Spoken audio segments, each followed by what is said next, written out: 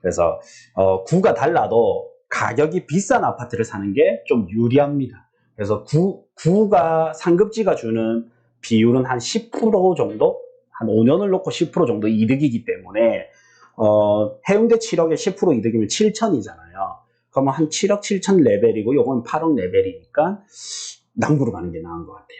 근데 해운대구가 만약에 7억 한 5천, 7억 한 5천 이상이다? 그럼 한 10% 더 해보면 7,500을 더 해야 되니까 한 8억 2천 정도 될 거니까 그러면 해운대를 가거나 뭐 좀 아리송해집니다. 네. 그러면 뭐 장기적으로 보면 해운대, 한 2, 3년 단기적으로 보면 뭐 남구 이렇게 갈 것 같아요. 네. 그래서 이와 가격이 다르면 비싼 아파트를 가는 게 좀 더 정답입니다. 제가 시간 관계상 이제 수많은 데이터를 검증하고 알려드리는 거예요, 결론을. 네. 그 다음에 이런 거 있잖아요. 어떤 아파트는 초등학교는 가까운데 역은 멀어. 어떤 아파트는 역은 가까운데 초등학교는 멀어. 초품화 vs 역세권. 초등학교. 초등학교라고 말하신 분들은 좀 도심을 보는 분들이고, 역세권을 보는 분들은 이제 신도시를 좀 보는 분들이고. 그래서 결론은 이제 구도심은 어차피 교통이 좀 잘 돼 있어요. 그리고 학군에 대한 전통이 자리를 잡혀 있어요. 그래서 학군이 중요해요. 근데 신도시는 학군의 전통이 없어. 새롭게 세팅돼서 이제 된 거란 말이에요. 그리고 초등학교 배치도 골고루 잘 돼 있어요. 그 반면 역은 하나밖에 없어. 그래서 보면 해운대 신도시도 보면 여기 한 곳이잖아요. 그래서 위성도시 역할을 하는 이런 신도시는 교통이 중요하고 구도심은 학군이 좀 더 중요하다. 그러면 이거는요, 이제 평수를 낮춰서라도 24평을 가라. 이런 말 들어보셨죠? 34, 그래도 34평이 나을까요? 평수 낮춰서 상급지에 24평을 가는 게 나을까요? 저도 이게 참 재밌는 주제였거든요. 빨리 결론? 빨리 결론은 뭐냐면, 같은 구에서 이동이 있죠. 그거는 34평 가는 게 차라리 낫습니다. 그러니까 명륜동, 온천동은 똑같은 동래구잖아요.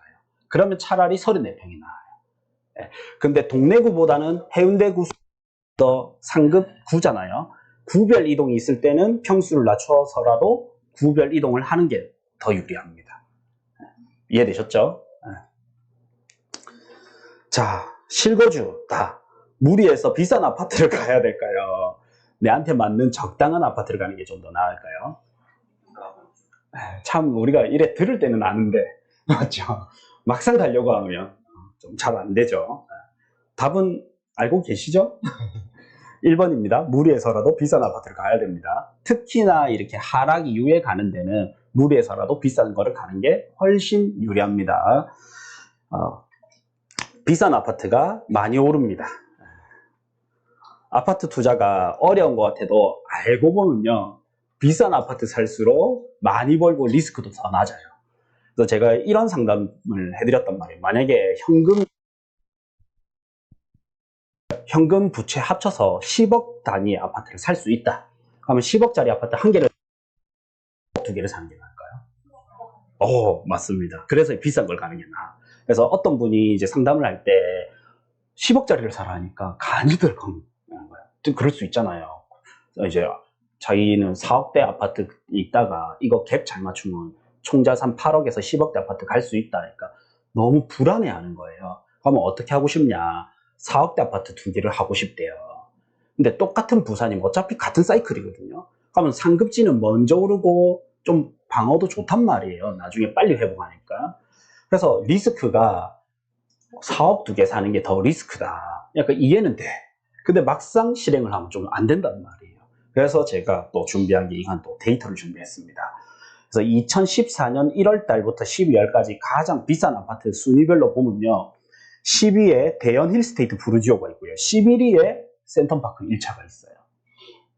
보세요. 이제 가격 차이가 비슷하거나 조금 싸면 어떻게 돼요? 이 입지 좋은 해운대구로 가는 게 더 낫죠? 지금 센팍이 더 비싸다는 거 알죠? 대연 혁신보다. 자, 일단은 이거를 볼 건데, 센텀파크 1차와 명륜 아이파크 1단지는 500만원 밖에 차이가 안 났습니다. 10년 전에는. 그리고 명륜 아이파크 1단지와 구서 쌍용예가 2단지는 또 500만원 밖에 차이가 안 났어요. 근데 샘팍 1차와 명륜 아이파크가 얼마까지 벌어졌을까요? 1번 1억, 2번 2억, 3번 3억. 예. 자, 샘팍 1차는 13억까지 갔다가 10억이고요.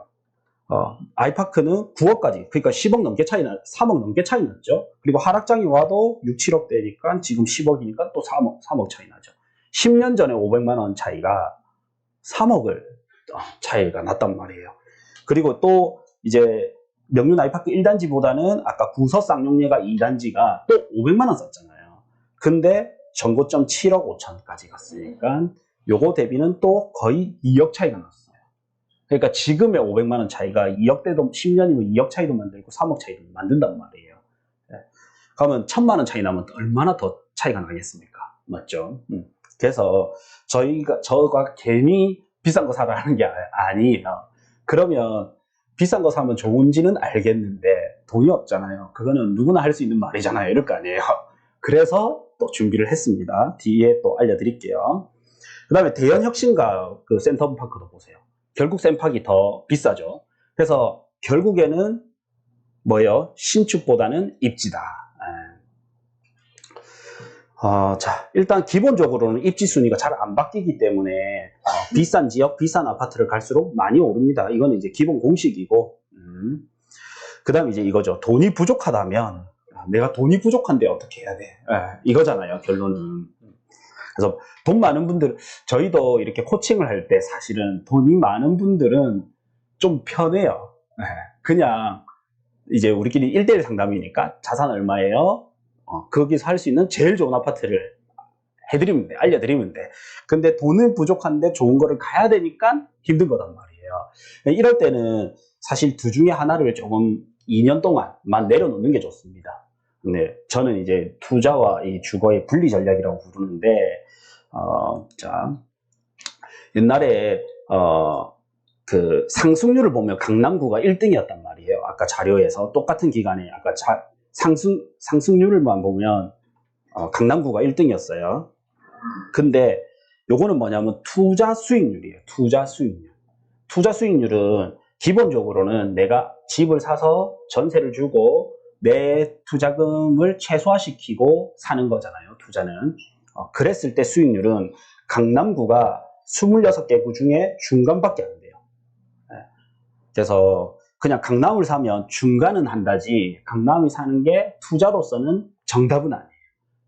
그리고 중간구에 있던 강서구가 오히려 투자 수익률은 제일 높았습니다.